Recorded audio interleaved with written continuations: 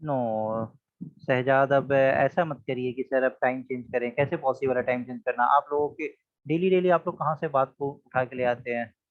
चलिए क्लास होने दीजिए अब। नो डिस्कशन उस पर। लास्ट क्लास में कितना डिस्कशन हो गया था? Wait, see this question.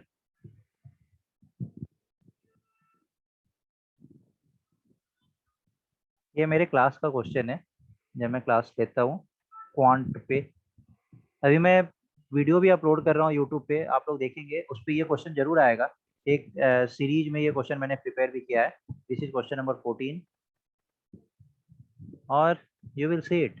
आप ये क्वेश्चन देख रहे हैं, 9 months, 1 year, 3 year, 4 year, and E, none of these. The average age of husband and wife was 23 years when they are married 5 years ago. The average age of the husband, wife, and the child who was born during the interval is 20 years now. How old is the child now? Question आया है ना? Same question with the same option परसों के paper में repeat हुआ है। Same question with the same option. चलिए मैं आपको प्रूफ भी दिखाता हूँ।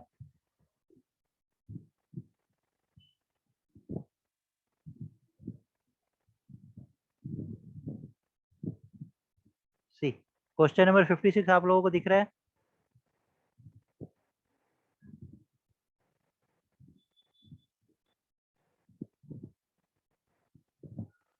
क्वेश्चन नंबर 56 आप लोगों को दिख रहा है?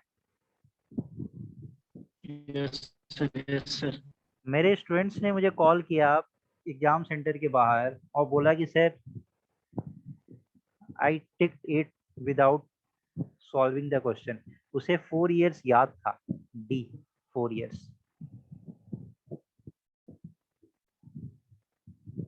परसों यूपीएससी ईपीएफओ का पेपर हुआ। आप लोग करंट अफेयर्स और इन सब के लिए बहुत परेशान होते हैं ना।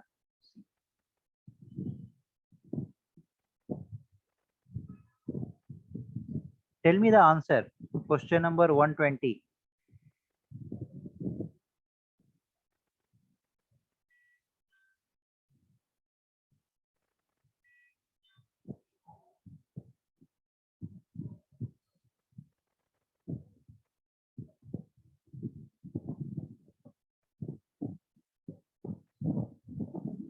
क्या होगा आंसर?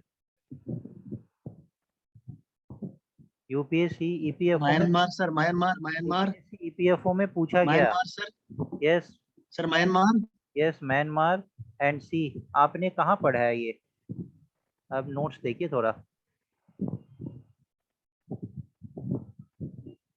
बताते चलिएगा कहीं काला धन प्रोजेक्ट सी पढ़ा था ये फेब मंथ्स का। मैं आपको सिर्फ वही दिखा रहा हूँ जो मैंने आपको पढ़ाया है। ये तो मैंने बहुत कम पढ़ाया था। सी question 1.37, Kaladan project between India and Myanmar to be completed soon. Kaladan multi modal transit transport project. आप लोग जो परेशान होते हैं कि सर कैसे करूं क्या करूं, क्वेश्चन सीधा सीधा नोट से आ रहा है, डायरेक्ट क्वेश्चन आ रहा है। और वो भी मैं यूपीएससी का क्वेश्चन आपको दिखा रहा हूँ। मैंने बोला था ना मैं बहुत ही हॉलिस्टिक कवरेज करा रहा हूँ।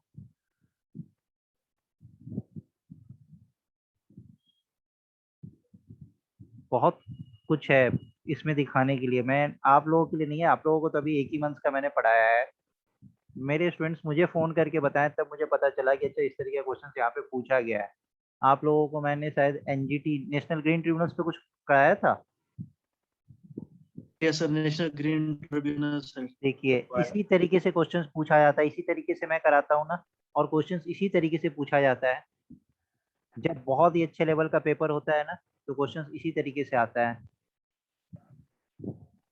I think sir same option लग रही है मुझे। सॉरी, सर जैसे सर आपने क्वेश्चन सर आपने मुझे लगता है सेम क्वेश्चन कराया, बिल्कुल सेम सेम क्वेश्चन। क्वेश्चन वही मैं करवा रहा था। सर आई थिंक तो ऑप्शन इज आल्सो सेम। आप लोगों को सर उस आई समय, think option are also same. Yes options are also same. आप लोगों को उस समय लगता है कि सर ये क्वेश्चन से क्या होगा कैसे होगा।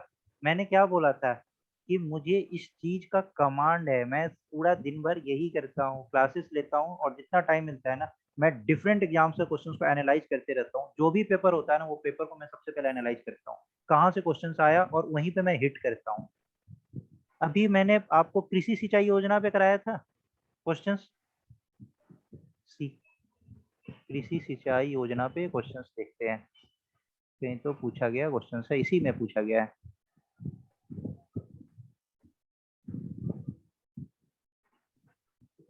प्रधानमंत्री कृषि सिंचाई योजना,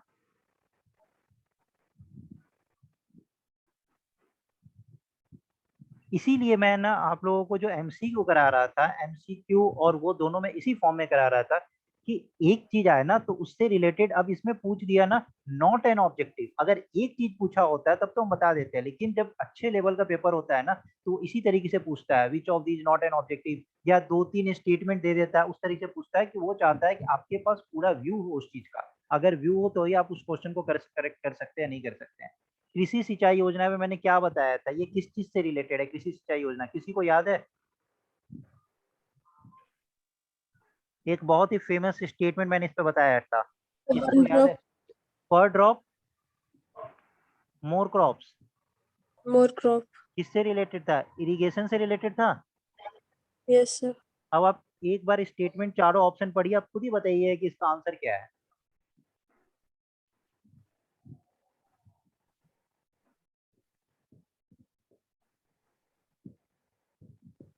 sir answer A I think. Yes, definitely answer A. ऐसी ए सर ए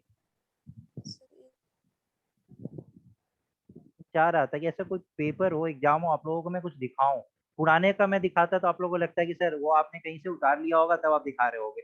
ये तो परसों एग्जाम हुआ था, 5 सितंबर को इसका पेपर हुआ है। और आप देखिए डायरेक्ट डायरेक्ट जिस तरीके से मैं क्वेश्चंस करा रहा हूँ, नोट से करा रहा हूँ, वो सब कुछ आ रहा है। मैथ्स का क्वेश्चंस रिपीट हुआ है। एक और मैं आपको क्वेश्चन दिखाऊंगा जो ये भी क्वेश्चंस मैंने अपने क्लास में पढ़ाया हुआ बच्चों को, ये वाला भी क्वेश्चंस मैंने पढ़ाया हुआ है। बहुत ऐसे क्वेश्चंस है कि जो डायरेक्टली रिपीट हुआ है, एकदम सेम टू सेम।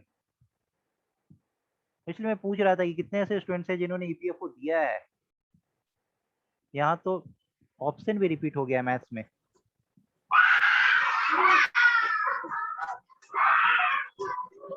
इसलिए मैंने बोला ना कि वेट फॉर 3-4 मिनट्स, क्योंकि मेरा जस्ट 6:30 पे क्लास खत्म हुआ था, तो मुझे 10-15 मिनट्स के टाइम चाहिए था कि मैं क्वेश्चंस को और आपके सामने उस चीज को दिखा पाऊँ। आपको थोड़ा सा कॉन्फिडेंस आपका डेवलप होगा कि जो आप पढ़ रहे हो, अच्छा पढ़ रहे हो, करेक्ट डायरेक्शन में पढ़ रहे हो, ये सब चीज आपका कॉन्फिडेंस डेवलप करने के लिए मैंने ये सब चीज कराया है।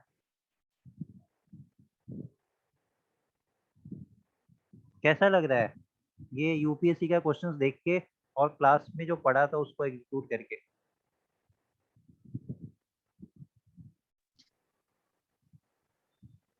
सर सर वो ऑब्जेक्ट तो हमें मिले ही नहीं अभी सर, आई थिंक। क्या हम नहीं मिली? Sir objectives. सर ऑब्जेक्ट तो सर उनका पीडीएफ सर, मैंने लास्ट टाइम भी सर रिक्वेस्ट की थी सर। किनका ऑब्जेक्टिव्स, किनका पीडीएफ, नहीं समझ रहा हूँ मैं। सर जो आपने हमें वो कराए ना सर एमसीक्यूज, हाँ हाँ, सर उनका पीडीएफ सर। उसका पीडीएफ आपको नहीं मिला है?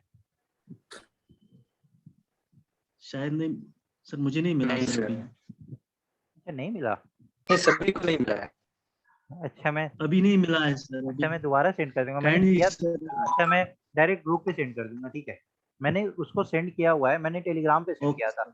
और आई थिंक कि सर भी शायद भूल गए होंगे, क्योंकि सर बहुत प्रॉम्प्ट रहते हैं अपलोड वगैरह करने में। सर भूल गए होंगे। ये क्वेश्चन मेरे क्लास का क्वेश्चन है, यही सेम क्वेश्चन मैंने क्लास में भी कराया है। And the answer is 20 years. इस तरीके से बहुत ऐसा क्वेश्चन है ना जो डायरेक्टली, बहुत सारे मुझे जब स्टूडेंट्स कॉल करके मुझे बताया ना तब मुझे पता चला कि सर ऐसे ऐसे आया क्वेश्चन। तो मैं चाहता हूँ आप लोग भी जब एग्जाम्स वगैरह देना तो पूरे कॉन्फिडेंस में जाएं और ऐसे ही कॉल करके बताएं कि सर ये क्वेश्चन आया था, वो क्वेश्चन आया था। तो टीचर को खुशी होती है और मुझे आप लोगों को पढ़ाने में बहुत मजा आता है, मैं बहुत मन से पढ़ाता हूँ। थोड़ा सा हो गया था लास्ट क्लास में, चलिए कोई बात नहीं। ठीक है, चलिए हम लोग स्टार्ट करते ऐसी हैं। बात नहीं है सर, हमें आप पे सर पूरी फेथ है सर। ठीक है, वो हर टीचर्स पे फेथ थैंक यू रखना सर। चाहिए, बट ठीक है। नहीं सर हमें है सर, जैसे आपका सर, सर जैसे आप पढ़ाते हो सर, मैं अपनी बात कहूंगा सर, मैंने काफी कुछ सीखा है। और जितने भी मेरे इस फ्रेंड्स, मतलब इस ग्रुप में हमारे जो फ्रेंड्स हैं सर, सारे खुश है सर। चलिए ठीक है, मैं कोशिश करूंगा कि मैं जिस तरीके से करा रहा हूँ उसी तरीके से मैं आप लोगों का कराऊँ, बहुत कुछ कराऊँ। और जब तक आप लोगों का अच्छे से नहीं होता है मैं कराता रहूँ, तो मेरी भी पूरी तरीके से आप लोगों के लिए सपोर्ट रहेगी। बट अगर आप लोग कोई पेपर दिए होते ना यूपीएससी ईपीएफओ, जो मेरे से मतलब 7-8 महीने से पढ़ रहे थे, क्योंकि मेरा बैचेज वगैरह चलता था, तो बहुत स्टूडेंट्स मेरे से पढ़ रहे थे, उन्होंने मेरे से करंट अफेयर्स पढ़ा था, मैथ्स पढ़ा था, पॉलिटी इकोनॉमिक्स पढ़ा था, तो directly they called me just after the exam centre. तो मैं हर स्टूडेंट से कनेक्टेड भी रहता हूँ, बहुत अच्छा लगता है मुझे आप लोगों से बात करके। मैंने आप लोगों को भी कभी कभी फोन किया है। ओके, हम लोग को कहाँ से स्टार्ट करना था? 1.42 था ये फेब मंथ्स का, जो मैंने बताया था कि चलिए एक दिन में हम लोग ये कवर कर लेंगे और फिर 3 दिन हम लोग एमसीक्यू करेंगे। तो कहाँ से स्टार्ट करना था? 1.42 एक बार मुझे रिकॉल करा दीजिए, मुझे याद नहीं है कहाँ तक हम लोगों ने किया था। 1.42 था, 1.46 था, कहाँ तक हम लोगों ने किया था एक बार जस्ट। अच्छा 37 से ही करना था। ओके, ये 37 से ही करना था। और देखिए 37 नंबर क्वेश्चन ही तो ये Kaladan multi modal transport project है। Okay, yes, good evening. Imran, आपने देखा ईपीएफओ का? आपने दिया था पेपर ईपीएफओ का? No sir, no sir. No sir. Kaladan project between India and Myanmar to be completed soon, 37 number. और ये देखिए सेम क्वेश्चन पूछा गया है ईपीएफओ में।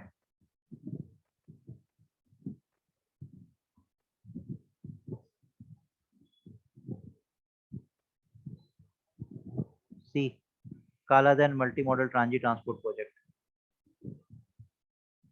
between which countries? India and Myanmar. B.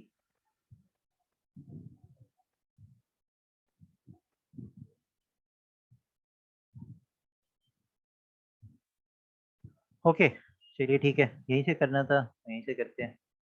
थोड़ा सा स्पीड फास्ट रखते हैं और करते हैं। हाँ, बिफोर वी स्टार्ट मैं आपको बता दूं, आज आपकी पॉलिटी की क्लास नहीं है। नो पॉलिटी क्लास टुडे, ठीक है। और अगर आप लोगों को मैथ्स वगैरह पढ़ना, क्वांट वगैरह किसी एग्जाम के लिए प्रिपेयर कर रहे हैं, तो मैंने अपने यूट्यूब चैनल पे, मेरा यूट्यूब चैनल नाम है अनुरोध अंकित, ऐसे आप सर्च करेंगे तो पहला सर्च में मेरा ही आएगा। मैंने यहाँ पे क्वांट का कंप्लीट क्रैश कोर्स स्टार्ट किया है, कंप्लीट क्रैश कोर्स। हाँ, ये लाइव क्लास जैसा नहीं होगा, बट यहाँ पे आपको 40-50% आराम से नॉलेज आप यहाँ से इकट्ठा कर सकते हैं। तो complete crash course daily daily मैं यहाँ पे वीडियोज अपलोड करूँगा, तो you can help me there कि आप उसको थोड़ा सा शेयर वगैरह भी कर दें, और ये आपके लिए फ्रूटफुल भी होगा, ठीक है। कंप्लीट क्रैश कोर्स क्यों स्टार्ट किया है? ये just for the sake of all the students, क्योंकि बहुत दिनों से मैं इनएक्टिव था, बहुत सारा क्वेरी आ रहा था कि सर आप कुछ स्टार्ट करो, तो क्वांट पे मैंने स्टार्ट किया है। तो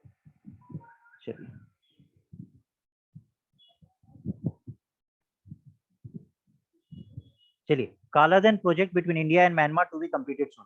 तो ये जो कालाधन प्रोजेक्ट है, ये किस दो कंट्री के बीच में है? इंडिया और म्यांमार के बीच में है। Recently external affairs minister S Jaishankar mention that the Kaladan multi modal transit transport project is in the final stage, ठीक है। ये इतना इंपॉर्टेंट है। अब ये $484 million Kaladan project connects the Kolkata sea port with Sittwe in Rakhine state of Myanmar by sea. ये जो information होता है ना, हाँ मैं इकोनॉमी भी स्टार्ट कर रहा हूँ, मैं बहुत जल्दी इकोनॉमी भी स्टार्ट करूंगा। इकोनॉमी आप लोग यहाँ भी होगा, बट कंप्लीट जो सिविल्स का जो होता है ना, वो भी मैं वहाँ पे स्टार्ट करने जा रहा हूँ, बस थोड़ा सा मुझे टाइम चाहिए होगा। तो यहाँ पे $484 मिलियन का एक कालाधन प्रोजेक्ट स्टार्ट किया गया और उसको कंप्लीट करने जा रहे हैं हम लोग, कंप्लीट हो चुका है। तो ये जो किस दो कंट्री को कनेक्ट करता है? तो इंडिया और म्यांमार को, ठीक है। क्वेश्चन तो आपका यहीं से पूछा है, इंडिया और म्यांमार को, बट अगर थोड़ा ज्यादा डिटेल हम लोग देखेंगे तो कोलकाता का जो सी पोर्ट है, वहां से ये किसको कनेक्ट करता है? Sittwe in the Rakhine state of Myanmar. तो म्यांमार का जो रखीन स्टेट है, वहां से सीतवे को ये कनेक्ट करता है, ठीक है। तो ये कालाधन मल्टी मॉडल प्रोजेक्ट था। इंडिया प्लेसेस ब्राजील्स एमेजोनिया 1 सैटेलाइट और 18 अदर्स इन द ऑर्बिट। तो आपसे आप देखिए, अमेजोन फॉरेस्ट आपने पढ़ा होगा, तो अगर एमेजोनिया 1 सैटेलाइट अगर आता भी है, तो आपको ये पढ़ने की जरूरत नहीं है। यू नो कि एमेजोनिया 1 सैटेलाइट किसका हो सकता है? ब्राजील में ही अमेजोन फॉरेस्ट है, जिसको लंग्स ऑफ द अर्थ भी कहा जाता है। लंग्स ऑफ द अर्थ क्यों कहा जाता है? ब्राजील का जो फॉरेस्ट है एमेजोनिया फॉरेस्ट, उसको लंग्स ऑफ द अर्थ क्यों कहा जाता है? क्योंकि इतना बड़ा फॉरेस्ट कहीं है नहीं। और लंग्स क्या करता है? प्यूरिफाई करता है, उसी तरीके से वो एयर को प्यूरिफाई करता है, तो इसलिए उसको लंग्स ऑफ द अर्थ भी कहा जाता है। PSLV C51, ये एग्जाम का क्वेश्चन है, जो मैं लंग्स ऑफ द अर्थ बता रहा हूँ, ये एग्जाम का क्वेश्चन है। अगर इस तरीके से मैं कुछ बताता हूँ ना, तो कहीं बुलेट में उस चीज को नोट कर लीजिए, किसी ना किसी एग्जाम में वो क्वेश्चन सब फंस जाएगा। PSLV C51 carrying Amazonia 1 and optical Earth observation satellite from Brazil and 18 others lifted off from the first launch pad।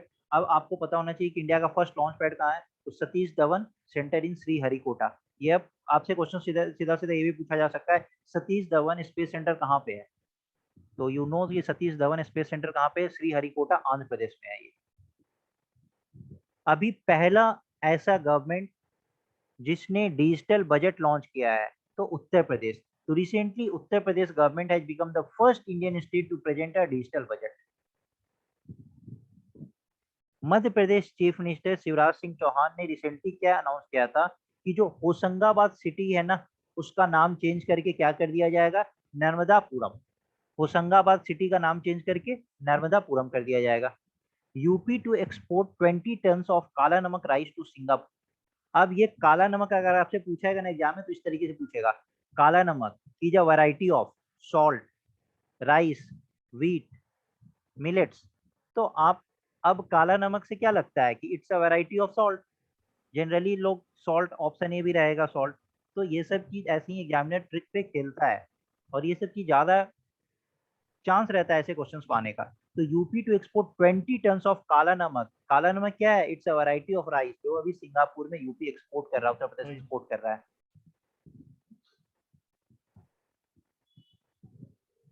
Then environment minister Prakash Javadekar inaugurates अटल पर्यावरण भवन। तो अटल पर्यावरण भवन अभी किसने इनॉग्रेट किया है, तो environment minister Prakash Javadekar. The union minister for environment, forest and climate change Prakash Javadekar has recently inaugurated the Atal Paryavaran Bhavan at Lakshadweep. कहाँ पे, तो लक्षद्वीप में।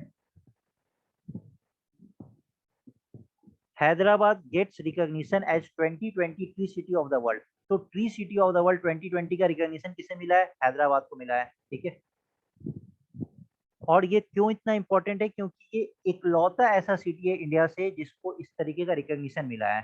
तो चलिए थोड़ा सा हम इसके बारे में इंफॉर्मेशन देखते हैं। Recently the United Nation Food and Agriculture Organization and Arbor Day Foundation have recognized Hyderabad as the 2020 tree city of the world for its commitment to growing and maintaining urban forest. अब आपसे पूछा जा सकता है कि जो tree city of the world Hyderabad को अभी ये रिकॉग्निशन मिला है, ये किस फील्ड में मिला है, for maintaining urban forest, for maintaining rural forest, क्या होगा, बोथ, नन, इस तरीके से पूछा जा सकता है। तो फॉर मेंटेनिंग अर्बन फॉरेस्ट को मेंटेन करने के लिए उनको मिला है। Fossils of Dickinsonia found at Bhimbetka Madhya Pradesh. आप लोग अगर हिस्ट्री वगैरह में, आर्ट्स एंड कल्चर में पढ़ते होंगे, तो रॉक कट केव वगैरह इस तरीके से पढ़ते होंगे, तो वहां पे आपने भीमबेटका पढ़ा होगा। तो भीमबेटका में डिकीनोसिया एक फॉसिल्स पाया गया है। ये कितना पुराना फॉसिल्स है, तो ये 550 मिलियन ईयर्स ओल्ड फॉसिल्स है। कैसे ये सब पाया जाता है, तो कार्बन डेटिंग के फॉर्म में। Recently the researchers have discovered 3 fossils of the earliest known living animal, the 550 million years old Dickinsonia on the roof of the Bhimbetka rock shelters about 40 kilometre from Bhopal, Madhya Pradesh. तो आपसे पूछा जा सकता है कि ये जो फॉसिल्स कहाँ पाया गया है, तो भीमबेटका, मध्य प्रदेश।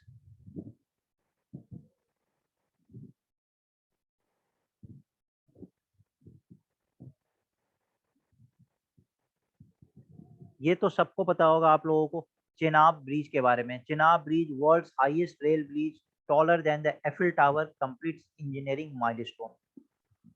चेनाब ब्रिज वर्ल्ड का हाईएस्ट रेल ब्रिज कौन सा बना है, चेनाब ब्रिज, जो एफिल टावर से भी लंबा है। ठीक है, the length of the Chenab bridge will be 1315 meters with 17 spans of which the span of the main arc, ये सब उतना इंपॉर्टेंट नहीं है कि 64 से 67 मीटर्स का होता है। बस वर्ल्ड का हाईएस्ट रेल ब्रिज कौन सा है, Chenab bridge. Agri India hackathon. अब एग्री इंडिया हैकेथन तो ICAR ने कृतज्ञ ऑर्गेनाइज किया था। क्या ऑर्गेनाइज किया था, कृतज्ञ। कृतज्ञ क्या है, a national level hackathon in August 2020 to promote innovation in agriculture and allied sectors in India. तो इसी का नाम दिया एग्री इंडिया हैकेथन। अब कृतज्ञ, तो आपसे पूछा जाएगा कृतज्ञ किस फील्ड से रिलेटेड है, तो कृतज्ञ एग्रीकल्चर फील्ड से रिलेटेड है। फुल फॉर्म ऑफ कृतज्ञ, अभी इस बार इसमें पूछा गया नीति आयोग का फुल फॉर्म, कृतज्ञ का फुल फॉर्म। तो कृतज्ञ का फुल फॉर्म क्या है? KRI। कृ से आपको क्या समझ में आएगा? कृषि। देखिए यहाँ पे लिखा है क्री फॉर कृषि, TA मतलब तकनीक, टेक्नोलॉजी। प्लीज मोबाइल ये माइक बंद कर ले। और GYA ज्ञा मतलब ज्ञान। तो नॉलेज टेक्नोलॉजी का द फील्ड ऑफ एग्रीकल्चर, इसी पे एग्रीकल्चर इंडिया हैकेथन बनाया गया। आपने देखा किस तरीके से नॉलेज किसका, टेक्नोलॉजी का, कहाँ पे? तो in agriculture field. Please mic off कर लें।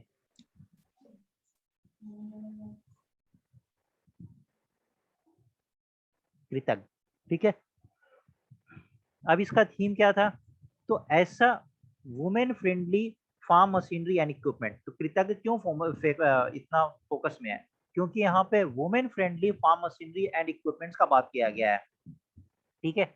वुमेन फ्रेंडली क्यों? क्योंकि बहुत ऐसा फार्म्स होता है, बहुत ऐसा मशीनरी होता है जिसे अपलिफ्ट करना, लिफ्ट करना, ये सब काफी मुश्किल हो जाता है फॉर द वुमेन। तो इसलिए इस तरीके का टेक्नोलॉजी एग्रीकल्चर फील्ड में लाया जा रहा है। उसका थीम भी इस तरीके से रखा गया था, women friendly farm machinery and equipment, and it was planned under National Agriculture Higher Education Project NAHEP। Nishtha काफी इंपॉर्टेंट है। Recently, Ministry of Education has informed that over 56 lakh school teachers to be trained through निष्ठा in 2021-22। हम लोगों ने शायद ये किया भी है ना निष्ठा MCQ में। निष्ठा MCQ में किया था No, एग्रीकल्चर, नहीं किया था। ओके। All 18 modules of निष्ठा were made online and translated in 10 regional languages, और 10 रीजनल लैंग्वेजेस को चेंज किया गया था। तो ये क्या है, निष्ठा क्या है? तो ऑनलाइन एजुकेशन को किस तरीके से प्रमोट किया जाए, इस कारण से अभी 56 लाख स्कूल टीचर्स को इसका ट्रेनिंग दिया जा रहा है। क्योंकि अचानक से जब ये ऑफलाइन से ऑनलाइन मोड आया था तो बहुत लोगों को इसके बारे में कोई इन्फॉर्मेशन ही नहीं था, how to use and all. तो उन लोगों को ट्रेनिंग दिया जा रहा है, इसका नाम है निष्ठा।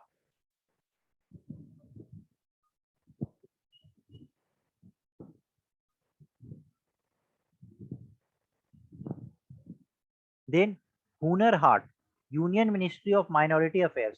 देखिए हुनर, तो ये जनरली ये सब किसके बारे में बात किया जाता है? तो जो माइनॉरिटी अफेयर्स होते हैं, जो ट्राइबल्स अफेयर्स होते हैं, उन्हीं के बारे में इस तरीके की चीज किया जाता है। आपने कभी भी देखा है कि ये हुनर वर्ड ये सब किसी अपर कास्ट से इस तरीके से नहीं, उनको उतना प्रमोशन की जरूरत नहीं होती है। प्रमोशन की जरूरत किनको होती है? जो थोड़े से बैकवर्ड है, जो हमारे सोसाइटी में उतना अभी कनेक्ट नहीं कर पाए हैं। तो इसी कारण से union ministry of minority affairs ने क्या ऑर्गेनाइज किया था? Hunar Haat at Jawaharlal Nehru stadium in New Delhi. अब इसका थीम क्या था? तो vocal for local benefit, vocal for local. अभी नरेंद्र मोदी ने बोला था ना वोकल फॉर लोकल, तो ये इसी तरीके वो चीज है। Recently union minister of minority affairs has organised the 26th Hunar Haat of indigenous artisans and craftsman at Jawaharlal Nehru stadium. तो हुनर हाट क्या है? तो Hunar Haat has become employment and empowerment exchange of indigenous artisans and craftsman. On the other hand it has also proved to be an effective platform to provide national and international market to artisans and craftsman. तो वो वहाँ पे जाके उनको एक तरीके का employment का सोर्स मिल रहा है। वहाँ पे जाके वो जो भी चीज क्रिएट करते हैं उसको वहाँ पे सेल करते हैं, वहाँ पे लोग उस चीज को परचेज करने जाते हैं। तो एक तरीके का हाट लगाया जाता है, हुनर हाट, ठीक है। SIDBI and Kauai launch the Swavalamban Sashakt mega campaign. अब सिडबी का हम लोगों ने ये देखा था कि इसका हेडक्वार्टर कहाँ है, और मैंने बोला था आप लोगों को कि देख के आने के लिए कि सिडबी का हेडक्वार्टर कहाँ है। आप लोगों को याद होगा सिडबी का हेडक्वार्टर, जिसने भी पढ़ा होगा। Lucknow. Lucknow, wonderful, Lucknow sir, yes, Lucknow. wonderful. Recently, Small Industries Development Bank of India with the Confederation of Women Entrepreneurs of India, Kauai. अब आपसे एग्जाम में पूछ सकता है, नहीं काउई, देखो सिडबी एंड काउई ने अभी स्वावलंबन सशक्त मेगा कैंपेन लॉन्च किया है। तो इसका काउई का फुल फॉर्म क्या है? तो Confederation of Women Entrepreneurs of India launch the Swavalamban Sashakt mega campaign which is a 20 webinar series to give a fillip to Stand Up India scheme. अब ये क्या है स्टैंड अप इंडिया स्कीम? इसके बारे में भी हम लोग देखते हैं कि stand Up India scheme, stand Up India हम लोग बार बार सुनते होंगे। तो ये स्टैंड अप कॉमेडी वाला चीज नहीं है, उसको इस चीज से कनेक्ट नहीं कर दीजिएगा। जो आप लोग देखते होंगे स्टैंड अप कॉमेडी, वो वाली चीज नहीं है। स्टैंड अप इंडिया क्या है कि हर बैंक को 10 लाख से लेके 1 करोड़ तक का लोन किसे प्रोवाइड करना है? तो एटलीस्ट एक शेड्यूल्ड कास्ट को, एक शेड्यूल्ड ट्राइब्स को और एक वुमेन को। एटलीस्ट 10 लाख से 1 करोड़ तक का लोन देना हर बैंक के हर ब्रांच को। तो एटलीस्ट 1 वुमेन बोरोवर पर बैंक ब्रांच। तो ये पर बैंक पर ब्रांच, ये इस तरीके से लिख लीजिएगा, ये बहुत इंपॉर्टेंट है। पर बैंक पर ब्रांच, ऐसा नहीं है कि बैंक ऑफ इंडिया का बात हो रहा है या पीएनबी का बात हो रहा है तो पीएनबी में किसी एक ब्रांच में दे दिया, हर ब्रांच को देना है एटलीस्ट। ठीक है, किस चीज के लिए देना है? तो setting up a green field enterprise in manufacturing services और the trading sector. Green field enterprise setup करने के लिए कहाँ पे? तो मैन्युफैक्चरिंग सर्विसेज और ट्रेडिंग सेक्टर में। ठीक है, अभी आप लोग के माइंड में एक चीज आ रहा होगा कि सर ये आप बता रहे हो ग्रीन फील्ड और फिर आप उसके बाद बता रहे हो sir manufacturing sector, trading sector, services sector, तो ये कुछ लिंक नहीं हो पाया। ग्रीन फील्ड मैन्युफैक्चरिंग, तो फिर ये क्या मतलब है? ग्रीन फील्ड क्या होता है? आपने दो चीजें पढ़ी होगी, green field and brown field पढ़ा है? Green field and brown field It is दो प्रोजेक्ट होता है। एनवायरमेंटल प्रोटेक्ट सर, जो एनवायरमेंट के रिलेटेड होते हैं वो they are called the green field. Okay, इसमें हम सस्टेनेबल डेवलपमेंट की बात करें। सस्टेनेबल डेवलपमेंट की हम लोग बात करते हैं। ओके, चलिए, नहीं ऐसा कुछ नहीं होता है ये ग्रीन फील्ड और ब्राउन फील्ड। इसीलिए मैंने पूछा कि यहाँ ग्रीन वर्ड से ना, अगर ग्रीन फील्ड प्रोजेक्ट पे अगर क्वेश्चन आ जाए ना तो जनरली बहुत student sustainable development and all करने लगेंगे, क्योंकि ये मतलब ही यहाँ पे ग्रीन फील्ड है। देखिए, दो तरीके का प्रोजेक्ट होता है, ग्रीन फील्ड होता है और एक ब्राउन फील्ड होता है। ग्रीन फील्ड प्रोजेक्ट क्या होता है? जब किसी प्रोजेक्ट को आप स्क्रैच से स्टार्ट कर रहे हैं, बिल्कुल कंप्लीटली वैकेंट स्पेस पे जब आप स्क्रैच से स्टार्ट करते हैं, स्क्रैच से, तो इसको बोलते हैं green field project. Brown field project क्या होता है? जब किसी ने कुछ कंस्ट्रक्शन वर्क किया है और फिर आप उस कंस्ट्रक्शन वर्क को कंप्लीट करते हैं, आप बिल्कुल स्क्रैच से वहां पे स्टार्ट नहीं कर रहे होते हैं, किसी ने पहले से काम किया है, उसने उसको हैंड ओवर कर दिया है, तो इस तरीके का जो प्रोजेक्ट होता है वो ब्राउन फील्ड प्रोजेक्ट होता है। और ग्रीन फील्ड प्रोजेक्ट क्या होता है? जब किसी लोकेशन पे आप बिल्कुल स्क्रैच से किसी चीज को एस्टेब्लिश करते हो, that is known as the green field project. तो इसका सस्टेनेबल से ऐसा कुछ ज्यादा मतलब नहीं होता है। तो यू कैन सी कि क्या होता है ग्रीन फील्ड और क्या होता है brown field.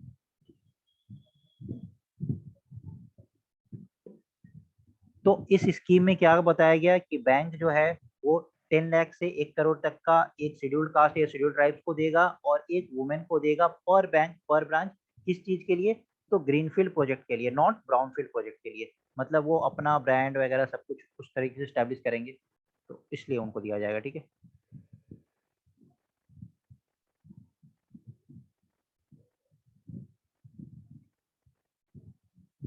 NPCI launched NPCI Pay You Challenge.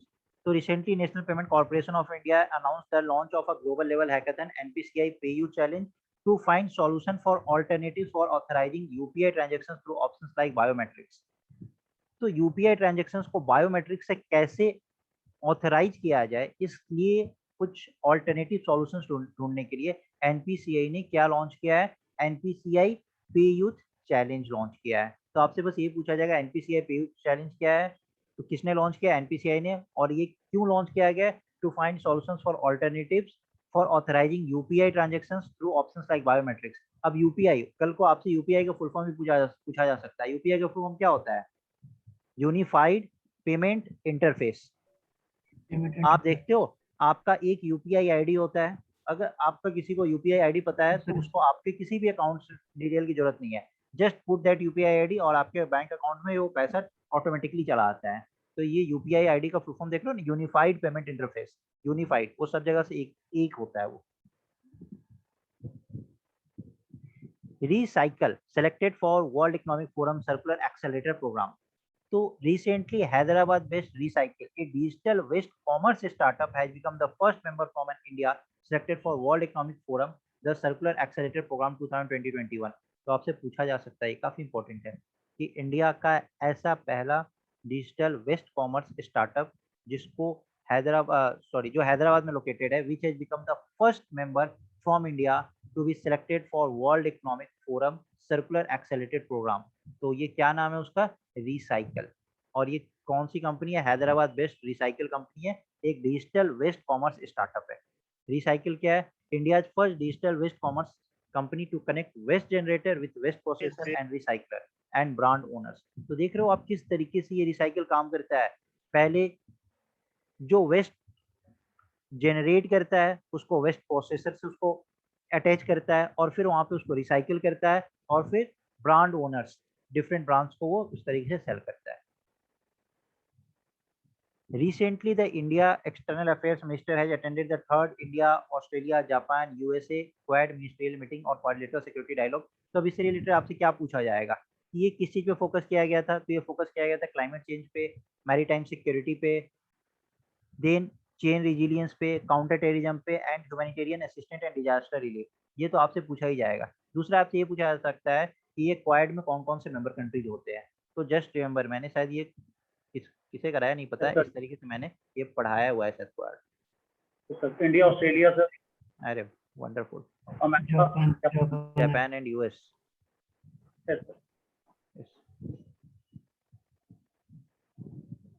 Yes, again recently अब आप लोग ये पढ़िए 1.53, ये पढ़िए आप लोग, प्लीज रीड इट।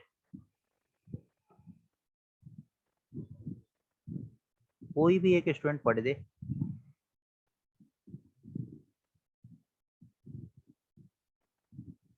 कोई नहीं पढ़ेगा। Recently, Ngozi Okonjo-Iweala, Nigerian economist, has been appointed as the 7th Director General of the World Trade Organization. She is first woman and the first African to hold the post above WTO. Established in January 1995, total members 154, headquarters Geneva, Switzerland. Wonderful, आपने पढ़ा। Just wait for 1 minute.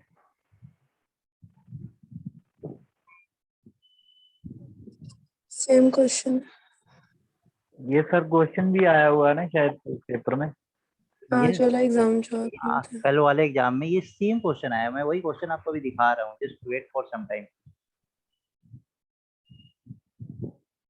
आप लोगों को फिर पता चलेगा कि पढ़ते हैं तो किस तरीके से क्वेश्चंस आता है, आपका इससे कॉन्फिडेंस डेवलप होगा। Just wait. मैंने सारे क्वेश्चंस को, बहुत सारे स्टूडेंट्स का रिप्लाई आ रहा था, मैंने सबके क्वेश्चंस को नोट किया था कि अच्छा ये क्वेश्चंस आया था, फिर मैंने उसको सर्च किया।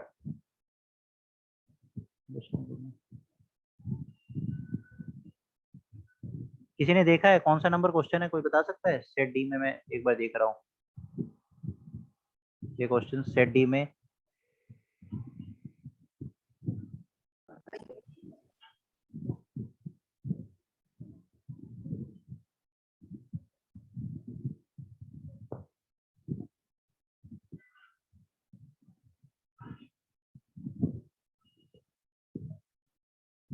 किसी को पता चले एक बार बताना, सेट डी में कौन सा क्वेश्चन है? सेट नंबर डी है मेरे पास। डी किसका पेपर है? परसों एग्जाम हुआ है ना यूपीएससी ईपीएफओ का।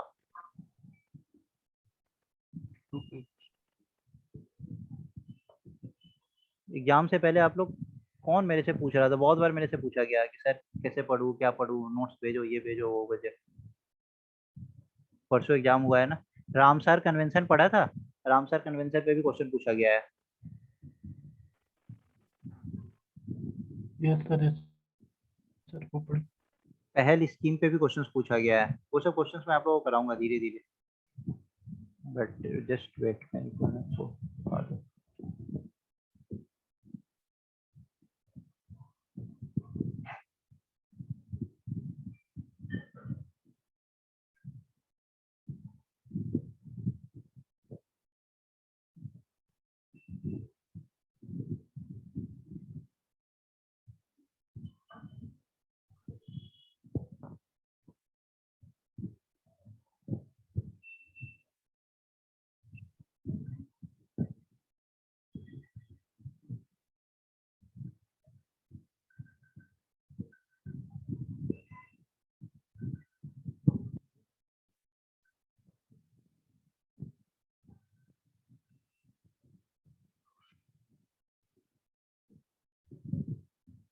यस, अरे सामने तो क्वेश्चन था, इधर उधर ढूंढ रहा था।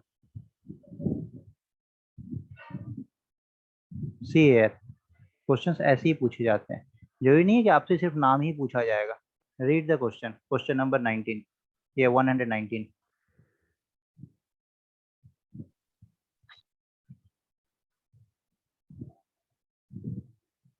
एंड टेल मी क्या होगा इसका answer. Nigerian lady. Sir C. C for सी।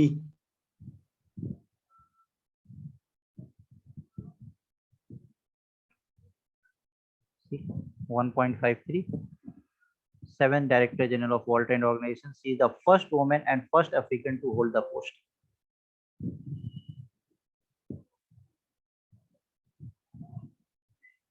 इससे रिलेटेड इंफॉर्मेशन भी गिवन है। When it was established, तो जनवरी 1995, total members 164, headquarter Geneva Switzerland. यहाँ पे स्विट्जरलैंड में आपने बहुत ही फेमस एक माउंटेन पढ़ा होगा, mountain range, that is known as Alps range. याद रखते चलिए इन सब चीजों को, आल्प्स रेंज। ओके चलिए। Amazon India to manufacture electronic products in India.